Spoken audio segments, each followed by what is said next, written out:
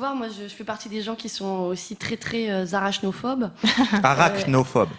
Arachno. Non, je suis aussi arachnophobe, j'ai toujours très peur d'être à l'arrache. Même si c'est vrai, je suis parallèlement aussi arachnophobe. C'est-à-dire que j'ai très très peur des araignées. Alors pour les gens, c'est vrai qu'ils voient pas vraiment ce que c'est que l'arachnophobie. C'est un peu comme, c'est un petit peu finalement comme l'homophobie, mais sauf qu'à la place des homosexuels, ce sont des araignées. Même si c'est pas incompatible, hein, on peut être les deux. Si par exemple, si l'araignée est un PD par exemple, même si c'est très rare qu'on voit une araignée à un concert de Mylène Farmer. Mais bref, moi ce que je veux dire en tout cas, c'est vraiment, Madame Roller, je reviens vraiment de très loin parce que moi donc j'ai toujours eu très très peur des araignées, mais genre ça me rendait hystérique.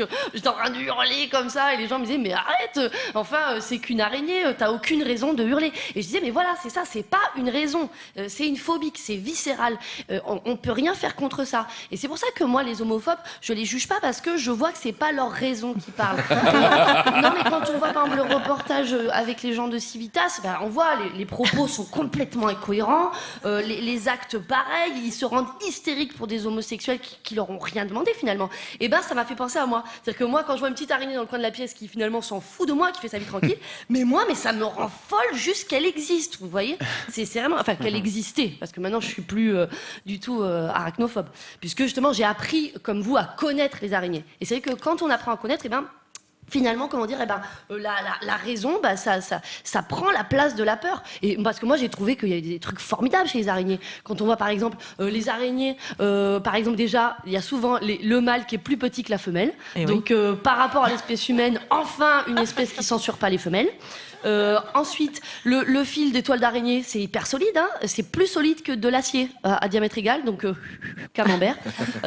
Donc vraiment, je trouvais que c'était formidable. Et je me suis dit, mais pourquoi les homophobes, ils font pas pareil? Pourquoi ils essayent pas d'apprendre à connaître les homosexuels? Alors pas forcément en les touchant, parce que moi je vois par exemple, j'ai du mal à prendre une araignée dans la main, mais peut-être à les connaître de loin. Je me disais, peut-être ils pourraient faire une correspondance, comme quand on est jeune, que des fois au collège on écrit à un correspondant italien qu'on connaît pas pour connaître des trucs sur son pays. Et donc, j'ai imaginé ça. Alors, ça pourrait donner ça. Bonjour Bruno, je m'appelle Jean-Michel. Nous nous sommes vus à la manifestation et c'est moi qui t'ai bousculé. Je te demande pardon, mais en même temps, mes parents et moi, on trouve que c'est pas normal que vous êtes des grosses tantes. Bisous, Jean-Mi. Cher Jean-Michel, chez nous, on dit homosexuel, épatante. Épatante, d'ailleurs, c'est le cas. Car très souvent, elles ont de la moustache, tandis que d'autres essayent de faire des bébés alors qu'il n'y a même pas un seul zizi dans les deux femmes du couple. Ça fait longtemps que tu habites en homophobie?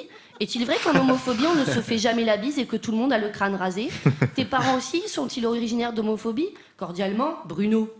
Oui, Bruno, mes parents sont nés en homophobie, mais tous les habitants de mon pays n'ont pas le crâne rasé. Ma mère, elle, a un serre-tête. Chez nous, les tantes sont toujours les sœurs de nos parents. Les autres, mon père ne les aime pas, car il dit qu'il n'aime pas les pédales. Au fait, vous aussi, vous fêtez la Chandeleur?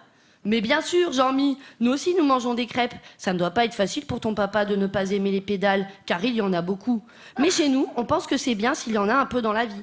Car chez nous, on dit toujours que la vie, c'est comme un vélo. Sans les pédales, t'avances moins bien. Je te laisse, mon chéri m'attend.